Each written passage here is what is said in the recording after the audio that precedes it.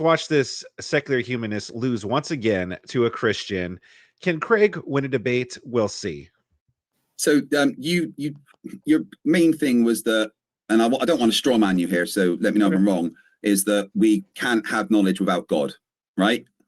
That we can't justify the existence of knowledge, or that knowledge is possible without God. But that's just a circle. You're saying that God is real because knowledge needs God. And I know that because God is real. I mean, that's not an argument. That's just circular sort of reasoning and literally just presuppositional nonsense. Knowledge is a justified belief because we've tested things against reality. We gain knowledge by doing science and making predictions and then testing those predictions. Knowledge does not require anything to have given us knowledge. Your argument is literally just circular reasoning that, well, we can't have knowledge about God, therefore God. Well, you're saying that you can have knowledge without God, right? Yes, I just explained. Knowledge is just justified true belief. So I have the knowledge that this lighter, if I let go of it, will fall to the floor. And I know that's a justified true belief because I've tested it many times. There you go. It did it then. It did it again. It did again. I have knowledge that this lighter will fall down if I let go of it. It is a justified true belief that I didn't need a deity to tell me. Yeah. So you're relying on two things, empiricism and induction, but let's just talk about empiricism first. In my opening statement, I asked a question, because empiricism relies on sense data. How do you know that your senses are reliable? Because we test them. Right. And in my opening, I also said that if you say that as your answer, what you're doing is circular reasoning. You're justifying your senses by assuming your senses in the past, when you tested them, were also reliable. Incorrect. We test our senses against predictions to see if they match reality. So, for instance, we would say, well, my senses tell me that a hot thing will burn me. Okay. And then if I get burnt by a hot thing, I have clarified that my senses were correct by telling me that that hot thing is going to burn me. I know my senses are reliable because they work. I eat food and I don't choke. I look both ways and avoid cars. If they didn't work, I'd already, be dead. It's just a circular reasoning from your side, asking me to justify my senses when my senses are justified by the fact that I can test and make predictions that my senses can then verify. Right. So when you test and make a prediction, like your stove example, when you make a conclusion about your test, what do you use to make that conclusion? How do you observe that conclusion? We analyze it against our prediction and the results. And what are you using to analyze it? Whatever tool that we used. I would use my eyes to look at something. I know my eyes work because I drive a car and I don't crash into things every day. In fact, I know my eyes work because we use science to make these glasses to make sure that my eyes can work correctly, so that photons can enter my eyes. The photon receptors at the back of my retinas can convert that to electrical signals to my brain to allow me to see. I know objectively that is a thing that happens because I am looking at my hand right now and I want to touch it and it happened. There's nothing presuppositional about that. There's no circular reasoning about that. I can test it against reality. I can make a prediction and see if my senses are able to do that. So, your argument of my senses aren't really reliable because I have to trust my senses for my senses is missing the point that we can test our senses against reality. Do you, I don't want to talk past each other and I don't want to ask the same question over and over again. So I'm trying to get it from a different angle. Craig, he makes the mistake that, I don't know, he talks as if atheist or secular humanist, whatever you want to call them, have the monopoly on science, as if there's never been any Christian scientists or anything of that nature. And that's part of the arrogance of Craig here. Like he treats it as if he has the monopoly on science. Would you need reliable senses in order to test your senses? We need a reliable way to interpret our senses, which is what we have developed over times. For instance, going back to the fire, I put my hand over something hot. My senses tell me I am getting burned and I move it away. I know that's a fact, and I can make a prediction what will happen if I ignore my senses. I will get a blister on my hand. Right? I know my senses are reliable because they relate to reality and the world around us. And it seems like what you're saying is I know my senses are reliable because look, they're reliable. No, because we tested them. You're missing the whole tested part. Okay, we have to. For instance, my sight. Okay. I know that my sight is reliable because I sat in an optician's chair for 96 minutes while they tested my eyes over and over again to make sure that they receive photons in the correct way by putting corrective lenses over them. My senses were tested against reality, against an observable reality that is a measurable thing that is done so that everybody can see correctly. If this didn't work, again, I would be crashing into walls instead of driving my car properly. My senses work. I know they work because they've been tested. Now, here's another quick thing. I know my senses work because I know when they stop working. For instance, I'm going a little bit deaf, and I've noticed this. I have noticed that I can't hear things as well. People have to repeat things to me a lot more often. I am getting my hearing tested. I know my senses are reliable because I know when they stop being reliable and I have to get them fixed. Yep. And I would just say that what you're doing is telling us what is the case. And my question is asking you to provide a reason for the case, a justification for the case. And when you keep going back to testing, when you keep going back to testing, I asked you a question that you didn't necessarily answer directly. I asked you if we needed reliable senses in order to test our senses. Could you answer that more clearly for us? No, I answered that already. I said to you, we need an ability to interpret our senses. So our senses are tools. Our senses are tools. Our senses are designed via evolution to give us clues. We we smell because we have receptors to do that. We see because we have receptors to do that, and we can test this against reality.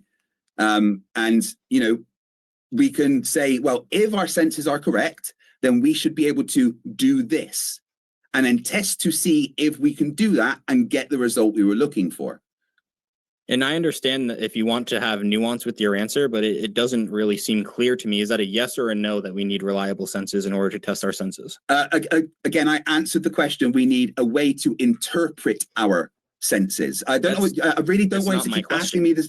Oh, it is. It's a direct answer to your question. We need a way to interpret our senses to be able to determine if they are reliable. Okay.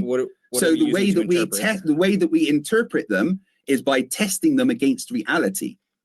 Again, so I sat in a optician's chair for 96 minutes, having my senses tested against reality. Testing, they have cameras that look at the things that I'm looking at and simulate eyesight to see what I should see with my eyesight and test them against. The problem with Craig is that he doesn't want to answer the question of how do you know your senses are reliable? Who do you go to? I mean, you could say, well, I touched something and it's hot, but what if your senses are screwing with you? What if in your mind's telling you something when it's not true? Again, like think about like schizophrenics who might hear that the toasters are talking to them, right? They're not really talking to them, but however, they hear it. Their senses are failing them or lying to them. And not crashing when you drive your car. So when I asked you if we need reliable senses in order to test our senses, you said, "Are you going to keep asking me the same question?" Yes, I am, because you're not answering the question. Well, yeah, he's not answering the question. A simple yes or no. He asked him simple yes or no. Do we need reliable senses in order to test our senses? And Craig doesn't want to answer that question. I've answered your question. I'm not going to answer. I'm not going to answer the question again. Okay, I have answered your question. If you don't like the answer, that's your problem. And you can do another one. But I have answered your question, whether you like the answer or not. One sec, just to forgive me. I'm not trying to take sides. This is not me saying that there's like a knockdown argument or anything. Is I think that theoretically, Wi-Fi might say, and like I said, I'm not saying there's no answer for this, is that if Wi-Fi said, yeah, but like when you do look at like the machines or the cameras that like assess it, like what are you using to assess like whether or not they're correct. He Predictions against reality. Do you say everything? Every single thing is about predictions against reality. We know what our senses should do. Biologically, we know what our senses should do and allow us to do. So we make a prediction and then we test our senses against that prediction to see if they match the reality of our biology and what they should function as.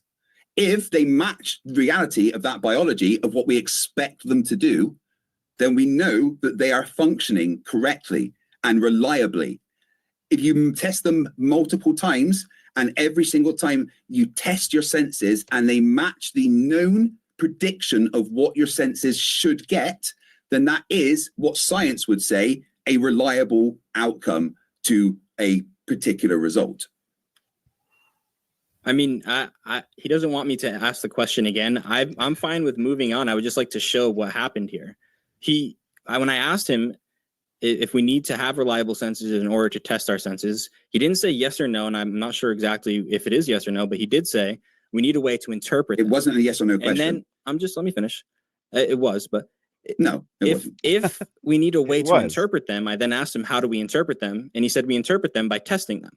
So when I ask, do we need reliable senses in order to test our senses? He just says, no, we need a way to test our senses. Yes, we have to test our senses. What we do is we make a right. It's very, very simple. Our biology is very specific. Okay, our biology is set up so that our senses work in a particular way.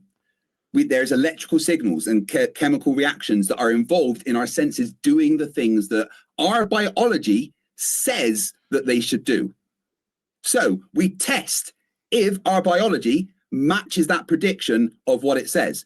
Very much the same as we can look at the the orbits of the planets and stuff, based on their mass and velocity and everything. We can make a prediction of where they're going to be at a certain time. We can also make a prediction based on our known biology of what a sense will allow us to do, and then we test that against reality. And if the reality matches the prediction of what biology says, we can infer from that, according to science, that our senses are reliable. You're acting like this is some kind of big gotcha. Of course, I use my senses. No, it's really not. Of course, I use my senses to test my senses. What else am I supposed to use? Telepathy? No, the difference is I don't pretend that they are infallible. I again test them against reality. Example, I see a chair. I think that's a chair. I sit on it. If I don't fall on my arse, my senses just pass the test. And guess what? That works for everyone. Christian, atheist, Muslim, Jedi. If our senses aren't reliable most of the time, you wouldn't even make it to this debate without accidentally digging your eye out with a spoon whilst eating your breakfast. We know our senses are reliable because we make a prediction and test against them. Yes, we have to use our senses to do that, but if it matches the prediction, it doesn't matter. Is that circular? Not in the slightest, no, because you have to have a prediction to test. And that prediction includes using your senses. So if you are claiming that the scientific method is circular, that just shows that maybe you don't understand how science works. We can absolutely use our senses to test our senses if we are putting in the hypothesis to prediction to test to analysis level of the scientific method, basic version. So yes, we use our senses to test our senses, but we make a prediction as to what those senses should be and test it against reality. There's nothing circular about that in the slightest. The only circular thing here is your argument of we need God for knowledge, because without God, we can't have knowledge. You are doing Presup 101, which is kind of, I thought you would have moved on from that, if I'm honest. Well, I thought you would have understood that if you have a conclusion and an argument, and your conclusion is in the premises of your argument, then that's called circular reasoning. But you don't seem to no, that's not how it works with the scientific method. No, it's not circular reasoning. There's no conclusion within my question. If you want to do it with the scientific method, it's a very, very simple way to do it. You make an observation, and the observation here is that if I put my hand over something hot, I feel a burning sensation. So I make a hypothesis. Well, my hypothesis is that I have senses that my body allows me to see if something is hot as a warning system. Okay, that's an observation and a hypothesis. Next thing you do is you make a prediction. If I keep my hand there, according to my hypothesis, the heat will damage my hand and I will get blisters. So then you test it by holding your hand there, and your senses tell you that it's hurting and it's hurting and it's hurting and you're getting blisters. And afterwards you look at what's happened and you go, you know what? That prediction about my senses was correct. My senses seem to have reliably informed me that if I didn't move my hand away, I would get burned. The evidence is that I didn't move my hand away and I've got burned. The thing is, though, Craig, is that how do we know that we're not like living in a simulation, right? Like, you know, for instance, the Matrix, right? The premise of the Matrix is they were living in some kind of a computer simulation, and the reality was that they were actually enslaved by robots and were being used like as human batteries. But these people were living their lives, not knowing, you know, trusting their senses, thinking, okay, well, this is reality.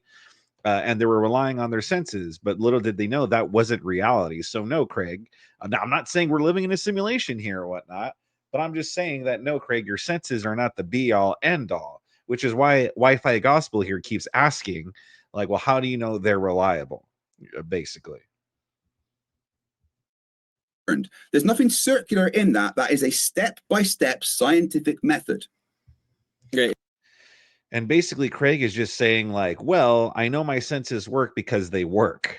But what do we test them against, Craig? How do we know? Again, I take the schizophrenia example. Schizophrenic hears the toaster talking. Now, you could say, well, we bring other people in there and they see that the toaster's not talking, therefore it's the schizophrenic with schizophrenia. Okay, but how do we know that actually toasters do talk and none of us hear it? What if toasters actually could talk the whole time and just all of us normies could just never hear it, huh? How do you know? What do you have your senses to test against? And Craig's never thought about this stuff because he doesn't think we have to think about this stuff because God evil. And you said there's no conclusions in the scientific method? Okay, do it again. Step 1, observation. Step 2, hypothesis. Step 3, prediction. Step 4, test. Step 5, analysis. Your analysis is your, well, depends on what your analysis is. If you are, if your analysis is that you don't have sufficient data to come to some kind of conclusion, you repeat and you repeat. Okay, and you until you can make a conclusion. Until you can make until you are unable to falsify your hypothesis. That's what you do. Science isn't about coming to conclusions. Science is about showing that you are unable to falsify a hypothesis. And in that case, I was unable to falsify the hypothesis that putting my hand over something hot will make it burn. There's no circular reasoning. That is simply step-by-step scientific method. If, and I want to be very clear here, you claim that is circular reasoning, then you are claiming the entire scientific method is in fact circular reasoning. Is that where you want to go? That. No, well, I'm then not you, doing that. you What cannot claim what I've just done is circular. For 5 minutes. Well, yeah, but you can't claim that it's circular reasoning then. But you can't claim it's circular reasoning, just so you are. Thank you. Because if you do it, you're it's saying circular reasoning because the scientific method. Oh, so the scientific method is circular reasoning. Let me you just said that then. Shut up and let me speak. Thank you. You need. Well, no, I just told you. You need to make an argument. You did. Hold on. You need to make an argument. Typical Craig. Yeah, I let you speak without interrupting you. Let me speak. Then you did exactly what I said you do. Good job. Okay. Good faith, Greg. Good faith. Anyway, you said that there's not conclusions in the scientific method. Fine. There's conclusions in an argument. So when you're making an argument, if you're using the scientific method, you're missing a conclusion. Arguments require conclusions. So are you making an argument that your senses are reliable? And is the conclusion of your argument that your senses are reliable? I am making a hypothesis that my senses are reliable, and I am failing to falsify that hypothesis. I base my position in life on logic, evidence, and reasoning. To conclude that my senses are reliable, I would do multiple tests and multiple tests and multiple tests before I could conclude 100% that my senses are reliable. But that's not what science does. Science doesn't give you complete, definite answers. It never says that it's complete. What I have done is I have failed to falsify the hypothesis that my senses are not that my senses are reliable. In this particular case, I failed to falsify the hypothesis that I have heat receptors on my hand. That's simple. That is the scientific method. All the while you literally did what I said you would do, and you claimed that the scientific method is circular reasoning because I did the scientific method. Yes, no, you did. You did. You literally did because I did the scientific method, and you claimed what I did was. No. He didn't claim the scientific method was circular. He said that your reasoning of my senses work because they work is circular. That's what he was saying. He didn't say anything at all about the scientific method. Real quick though, it's funny how Craig says, science doesn't conclude anything. It doesn't say anything is 100% for certain. But yet Craig and all these other atheists, they really rely on it, and they really have faith that everything that science shows is true. And again, I'm not anti-science science or anything, so don't get me twisted here. But still, they seem to have a lot of faith in everything. For something that's not conclusive, 100% certain, they sure seem to have a lot of faith in it, which they always rip into us for having faith in God. Circular reasoning. Therefore, you are claiming that the scientific method is circular reasoning. You said the scientific method doesn't include conclusions, so it can't be circular if there's no conclusions, Craig. But you just claimed that it does have conclusions and it's circular. No, I said that when you make an argument, arguments require conclusions. If you don't have I'm making a hypothesis. you just have premises. Okay, so you have no argument that your senses are reliable. Thank you. I have a hypothesis, and I failed to falsify that hypothesis. I have a hypothesis too that you will claim that your senses are reliable while relying on the reliability of your senses. Yeah, and we test that though. I want an argument. So you're going with the circular reasoning again. Once again, there's no other way to test that your senses are reliable without also using your senses. But nothing in science says that is circular reasoning in the slightest. It is simply a way to test things. We make a prediction against biology, and then we see if that prediction is true. Biology says that if our senses are reliable, they will do X. What field deals with arguments, Craig? I'm talking. Biology says that if our senses are reliable, he wasn't even talking. X. Do you agree? Say that again. Biology says that if our senses are reliable, they will do a particular thing. Do you agree? Sure, yeah. Right, okay, so we've got a prediction because we know what biology says should happen. There's nothing circular there so far, not in the slightest. I'm walking you through this step by step because it seems I need to break out the grounds. You're walking through the scientific method, which I already said isn't circular if you're not making a conclusion with it. It can't, by definition, be circular. I'm failing to test my hypothesis. And if you that's all I'm doing. You're trying to force the words conclusion on your terms, but I am telling you the way that I live my life and the way that I would determine if my senses are reliable is by failing to falsify the hypothesis that my senses are reliable. We can do many tests to see if my senses are reliable based on hypothesis of my senses being reliable. Now let's do it. Let's do it another way, right? Let's do it another way, right? I'm going to make a hypothesis that my eyesight is really, really good. Okay. My prediction is if my eyesight's really, really good, I'll be able to read the number plate of the car out there. Oh, wait, I can't do that. Oh, I just falsified the hypothesis that my eyesight is reliable because it's not. My eyesight is not reliable because I'm pretty much blind as a bat, which is why we use science to do these, make these things here so that my sight is now reliable. Simple. But can't people be delusional? Can't people make excuses? So if you see the sign of it there and you can't really read it, wouldn't someone who's maybe in denial that they're losing their eyesight might make excuses? It's not that simple. You can't just go, well, if I'm going blind, then I would be able to read that sign over there. Like, see, people can just be in denial, Craig. People can just be in denial. And even if someone else comes with perfect eyesight and says, oh, yeah, I see the sign, it says this, the other person could still just make the excuse. Yeah, all the while relying on the reliability of your senses, which you've already admitted. Which is no problem in the slightest. You may think that's a gotcha, but it's really not. All right. So in my statement then, which you said was circular, could you explain how it was circular again? Because you're saying you need knowledge, sorry. You need God for knowledge, therefore God exists. That's the most circular that you can get. That is the literal circular reasoning. If I grant you that, then there's no difference between what we're doing. Oh, there's a very big difference between what you're doing because mine's Zero. testable and yours isn't. Who cares? It's still circular. No, it's not circular in the It is. slightest. No, it's not. Yours is because when I just test yours is just assert. No, hold on. Yours is just asserting something that is not testable, and saying, No, it is. Well, no, it's not testable. There's a God. That's not testable in the slightest. No, knowledge. Right, so Knowledge is testable. We tested it but just the now. fact that it came from God isn't testable. Yeah, it's testable. So your hypothesis that knowledge came from God, No, I don't. therefore God is real. My argument doesn't rely on the scientific method like yours does. But so your argument is just a presuppositional circle then? No, it's a philosophical argument. It's just a presuppositional circle. Wait, God, can we, you need God for knowledge, therefore God. Hold on. I don't understand how. Later on in this debate, Wi-Fi Gospel brings up a good like comparison. You know, you can't have omelets without eggs, right? Omelets come from eggs. Therefore, if omelets exist, then eggs exist. It's the same thing about with God and knowledge. You don't see that this is circular. You are literally saying, and I checked that I'm not strawmanning you here. You confirmed to me I'm not strawmanning you. No, I did not.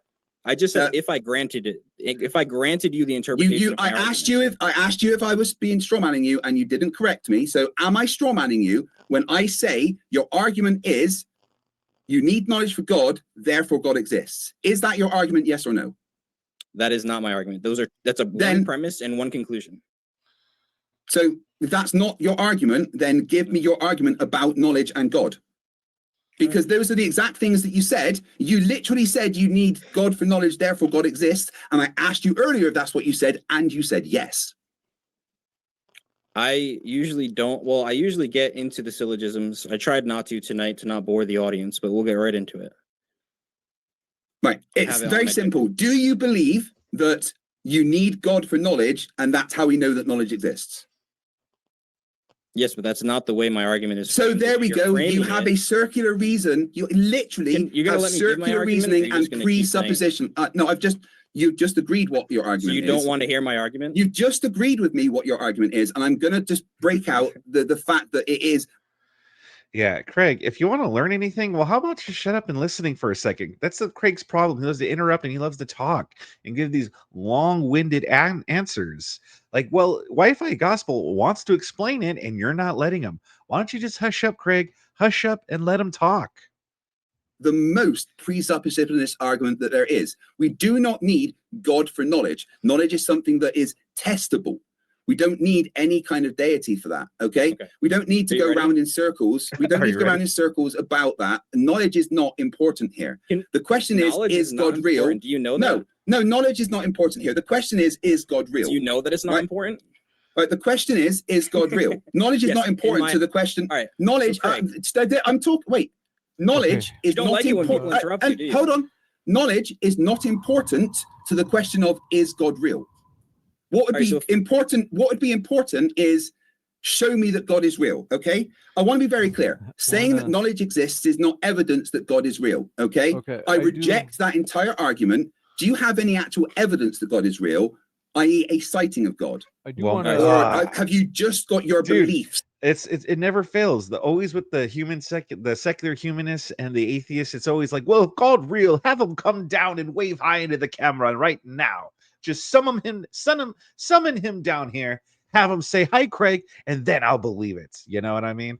It's always like, if God real, just show me a Polaroid then. And it's like, well, that's not how it works, Craig. That's not how any of this works. That knowledge equals God. I do want to go into 1 minute segments if you guys are open to that. That's fine. Yeah, that's absolutely fine. But I will make a prediction that he will refuse to answer any of my questions. And he will say that I have not answered his questions when I have, because that's exactly what Christian apologists that don't understand the mythos do.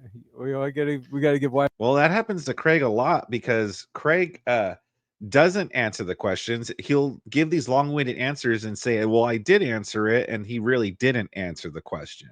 So that's why he says that. 5 minute now. Here we go. All right. Am I going to see it, or I'll use my own timer? Cool. Let's count to 60. Craig says that my argument is circular and then doesn't want me to give my argument. So here it is. This is the first step of the argument. We'll see how far I get in 60 seconds. If knowledge is possible, then God exists. Knowledge is possible, therefore God exists. Show me in the premises where this circular reasoning is. It's not there. The next part of the argument. Either God is a necessary condition for the possibility of knowledge, A, or not A. It is not the case that God is not necessary, not A. Therefore, God is a necessary condition. Show me where the circularity is. And the last one, I don't have it pulled up here, but it's a reductio on your worldview, just like I showed you. So let's hear it. Where's the circularity? We'll get to Craig for 60 seconds. What do you mean, where's the circularity? You literally said it in your statement. If God is real, knowledge exists, therefore God is real. That is circular reasoning. That is circular reasoning 101. That is presuppositionalist 101. Your argument only works if you smuggle your own conclusion into your first premise. Why should I accept that knowledge is only possible if God exists? Well, that's the whole thing that you are trying to prove. You've built the conclusion into your premise, and that is circular reasoning, not logic. It's very, very simple. All right. Yeah. I mean, you just, We'll you done? kick it over to 60 seconds. Yeah. Yeah. So you obviously don't understand philosophy or logic or how to make arguments. Okay. I'm sorry. No, you don't get to just insult me. I have to give him 60 seconds. Yeah. Because I'm not insulting you. Like, you don't understand what modus ponens is. Can you tell me then what modus ponens is? Here, let me give you a different argument. If Socrates is a man, Socrates is mortal. Socrates is a man. Therefore, Socrates is mortal. Is that a circular argument, Craig? Yeah, very circular. What? It's more, you're just doing presuppositional smugness. Modus ponens is a very simple logical rule. If P then Q, then P is true, therefore Q is true, right? You know, it's your version. Your version is if knowledge is possible, God exists. Knowledge is possible, therefore God exists, right? Do you disagree? That's correct. Okay, well then you're a very dodgy premise. You're using fancy Latin doesn't really make your first premise true. You're smuggling the conclusion into the premise. You are smuggling the conclusion of knowledge needs God into the premise of God is what gives us knowledge. That is the most circular reasoning there is. And to say that I don't understand philosophy when you are giving a circular reasoning and then trying to say that it's not circular reasoning, it is absolutely incredible. And then trying to claim that the scientific method is circular reasoning, it's actually surprising that a grown man can think that backwards, if I'm honest. Yeah, so again, this is my argument. If knowledge is possible, then God exists. That's premise one. That's a conditional statement. Knowledge is possible. That means if the condition is met, right? The condition is met here. Craig doesn't disagree that knowledge is possible. We agree on premise two. No issue there. Conclusion, therefore God exists. It's literally That's circular reasoning. I'm not done yet. This is literally simply modus ponens. And my conclusion, therefore God exists, is not in any of my premises. I have a conditional statement as my first premise. It is. It literally is. I have to Let me easily show this to you. Look, if P, then Q. P, therefore Q. Oh no, Q is in the conclusion and Q is in the first premise. Modus ponens is circular. Yeah, it's literally circular reasoning. Just because you're saying it's modus ponens doesn't stop it being circular reasoning. You are putting your conclusion into your premise. You are literally saying you can't have knowledge without God. That is the reason God exists. That is what you are saying. That is the most circular reasoning that you can have. Right? Sorry. Okay. So anyway, I want to move on to actual kind of empirical. Oh, Craig will just never understand. And it's because he doesn't want to understand. Craig seems like he has a grudge against God. Craig seems to has a lot of physical things wrong with him. He's losing his eyesight. He's losing his hearing, apparently. I've heard that he's lost like a part of his leg or something. I don't recall exactly, but there's something going on with his leg. Clearly, there's a lot of resentment toward God, but that doesn't mean God don't exist. And what I wish Wi-Fi Gospel would have done would have been better explain what he means when he says, well, with knowledge exists, therefore God exists. Because listen, for people like Craig, who are, or even people that are still learning about Christianity, that might not make sense to them. To someone like Craig, they could just say, well, without knowledge, the spaghetti monster in the sky doesn't exist. Knowledge exists, therefore the spaghetti monster in the sky exists. Like, you could just attribute it to anything. You know what I mean? So I would like to have seen Wi-Fi Gospel better explain that a little bit, because the best of my ability to try to explain it, what Wi-Fi Gospel means is basically that knowledge exists, and basically everything is here. There's like an order to everything. Nothing is just random. There's an order to everything. Nothing is just random. There's laws in the universe. Like Craig even brought up himself, like, you could pick up the lighter and drop it, and every single time it's not just going to randomly float in the air at one time. No, it's always going to fall no matter what. There's a certain order to everything that only an intelligent designer could create. Otherwise, it's just a bunch of randomness. You know what I mean? And if this all came from nothingness, then that wouldn't be possible. It wouldn't be possible that there's such order to everything, and yet there's no intelligent designer. So that's what Wi-Fi Gospel means when he says, well, knowledge exists, therefore God exists, because God created everything, and he created our minds to interpret everything.